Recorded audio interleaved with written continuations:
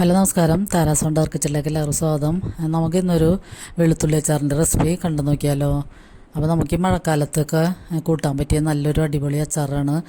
മഴക്കാലത്ത് പ്രത്യേകിച്ച് നമ്മൾക്ക് ഉദരസംബന്ധമായ എല്ലാ അസുഖങ്ങളും പല അസുഖങ്ങളും വന്ന സമയമാണ്. അപ്പം നമുക്ക് ഈ വെളുത്തുള്ളിയുടെ ഒരു അച്ചാറുണ്ടാക്കി വെക്കുകയാണെങ്കിൽ നമുക്ക് നല്ല അടിപൊളിയായിട്ട് വയറ് സംബന്ധമായ എല്ലാ പ്രശ്നങ്ങളും മാറിക്കിട്ടുകയും ചെയ്യും. അപ്പോൾ ഞാനതിന് വേണ്ടി ഒരു 3/4 കിലോത്തോളം വെളുത്തുള്ളി എടുത്ത് നന്നാക്കി എടുത്ത് വെച്ചിട്ടുണ്ട്. അപ്പോൾ വെളുത്തുള്ളി തൊലി കളഞ്ഞൊക്കെ എടുക്കണമെങ്കിൽ നല്ല ഒരു ക്ഷമയുള്ള പണി തന്നെയാണ്. അപ്പോൾ അത് ഞാനൊരു 2 ദിവസം കൊണ്ടൊക്കെ ഒഴിവുള്ള സമയത്ത് തൊലിയൊക്കെ കളഞ്ഞ് ക്ലീൻ ചെയ്തെടുത്തേക്കണതാണ്.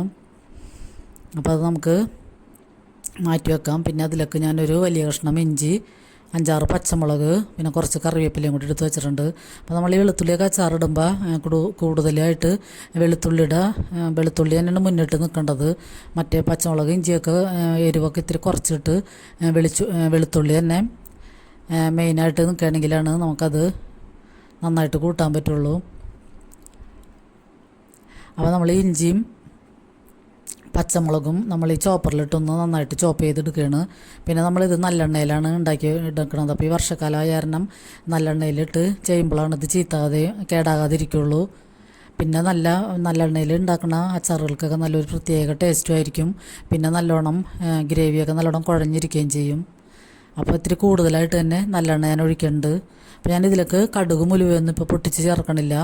ഉലുവയും കായവും ലാസ്റ്റ് പൊടിച്ച് എണ്ണയിലിട്ട് വഴറ്റിയിട്ട് പൊടിച്ച് ചേർക്കുകയാണ് ചെയ്യണത്. അപ്പോൾ ഈ എണ്ണയിലേക്ക് നമ്മൾ എടുത്ത് വെച്ചിരിക്കുന്ന ഇഞ്ചി ചോപ്പ് ചെയ്തത് ആദ്യം ചേർത്ത് കൊടുക്കാം. അപ്പോൾ അതൊന്ന് വാടി വരുമ്പോൾ തന്നെ പച്ചമുളക് ചോപ്പ് ചെയ്തതും കൂടി ചേർക്കാം. എന്നിട്ട് ഇതിൻ്റെയൊക്കെ പച്ചമണം നന്നായിട്ട് മാറിയിട്ട് വേണം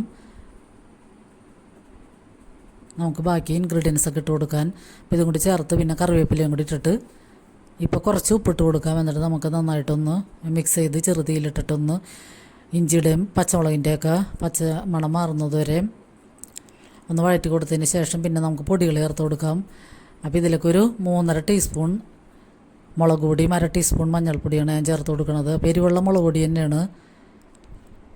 അപ്പോൾ ആ പൊടികളൊന്ന് ഇട്ട് ഒരു 30 സെക്കൻഡ് വരെ ഒന്ന് ഇളക്കിയാൽ മതിയാവും. അപ്പോൾ എന്നിട്ട് ഉടനെ തന്നെ നമുക്ക് ഈ വെളുത്തുള്ളി ഇട്ട് കൊടുക്കാം. വേണമെങ്കിൽ നമുക്ക് വെളുത്തുള്ളി ഇട്ടിട്ടൊന്ന് വഴറ്റിയതിന് ശേഷം ഒരു 2 മിനിറ്റ് നേരം കഴിഞ്ഞിട്ട് പൊടികൾ ഇട്ട് കൊടുത്താലും മതി. ഞാനിപ്പോൾ ഈ പൊടികളുടെയൊക്കെ പച്ചമണം ഒന്ന് മാറാൻ വേണ്ടി ഒരു 1/2 മിനിറ്റ് നേരം ഒന്ന് വഴറ്റിയിട്ടാണ് വെളുത്തുള്ളി ഇട്ട് കൊടുക്കുന്നത്. പിന്നെ നമ്മൾ ഉപ്പ് ആദ്യം ഒന്നും ചേർത്തിട്ടില്ല. അപ്പോൾ പാകത്തിനുള്ള ഉപ്പ് ഇപ്പോൾ ചേർത്ത് കൊടുക്കാം. പിന്നെ ലാസ്റ്റ് നോക്കിയിട്ട് വേണമെങ്കിൽ കുറച്ചും കൂടി ചേർത്ത് കൊടുക്കാം. ഉപ്പും പുളിയൊക്കെ കുറച്ച് മുന്നിട്ട് നിൽക്കുകയാണ് നല്ലത്. എന്നിട്ട് നമ്മൾ ഈ വെളുത്തുള്ളി ഇതിലിട്ടിട്ട് 2-3 മിനിറ്റ് നേരം ഒന്ന് വഴറ്റി കൊടുത്താൽ മതിയാകും. എന്നിട്ട് ഈ വെളുത്തുള്ളിയുടെ പച്ച ചുവയൊക്കെ ഒന്ന് മാറിക്കിട്ടണം എന്ന് മാത്രമേ ഉള്ളൂ. അപ്പോൾ നമ്മൾ കഴിക്കുമ്പോൾ പച്ച വെളുത്തുള്ളിയുടെ ചുവയൊന്നും ഉണ്ടാവില്ല. നല്ല അടിപൊളിയായിട്ട് നല്ലോണം സോഫ്റ്റായിട്ട് കിട്ടും. പിന്നെ ഇതിലൊക്കെ നമ്മൾ നാടൻ വിനാഗിരിയാണിത്. അപ്പോൾ അത് ഇത്തിരി കൂടുതൽ ഒഴിച്ചു കൊടുക്കണം. വെളുത്തുള്ളിക്ക് പുളിയൊന്നും ഇല്ലാത്ത കാരണം തന്നെ ഒരല്പം കൂടുതൽ ഒഴിച്ചു കൊടുക്കാം. പിന്നെ ഇതിലൊക്കെ വേണമെങ്കിൽ നമുക്ക് വെള്ളം തിളപ്പിച്ചത് കുറച്ച് ഗ്രേവിക്ക് വേണ്ടി വേണമെങ്കിൽ ചേർത്ത് കൊടുക്കാം. അപ്പം ഞാനിപ്പോൾ അതൊന്നും ചേർക്കണില്ല.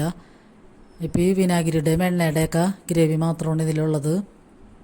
എന്നിട്ട് നന്നായിട്ട് മിക്സ് ചെയ്ത് ആ വെളുത്തുള്ളി ഒന്ന് വേവണ വരെ 2 മിനിറ്റ് വരെ ഒന്ന് മിക്സ് ചെയ്താൽ മതി. പിന്നെ നന്നായിട്ട് ആ ചൂടിൽ തന്നെ ഇരുന്നത് വെന്ത് കിട്ടിക്കോളും.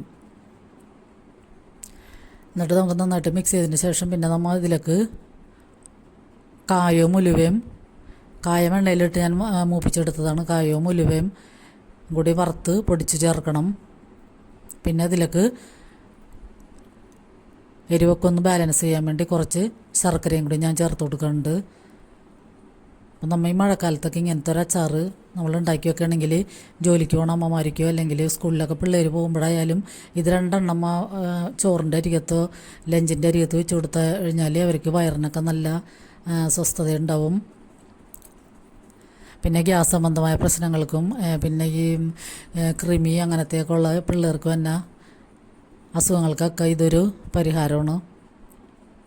അപ്പോൾ നമുക്ക് ആ ഉലുവയും കായൊക്കെ വറുത്ത് പൊടിച്ചതും കൂടി ചേർത്ത് ശർക്കരയും കൂടി ചേർത്ത് ഒന്നും കൂടി മിക്സ് ചെയ്ത് ഫ്ലെയിം ഓഫ് ചെയ്യാം. ഇപ്പം ഞാൻ ഫ്ലെയിം ഓഫ് ചെയ്തിട്ടാണ് അതൊക്കെ ചേർത്ത് കൊടുക്കുന്നത്. അപ്പോൾ എല്ലാവരും ഒരു പ്രാവശ്യം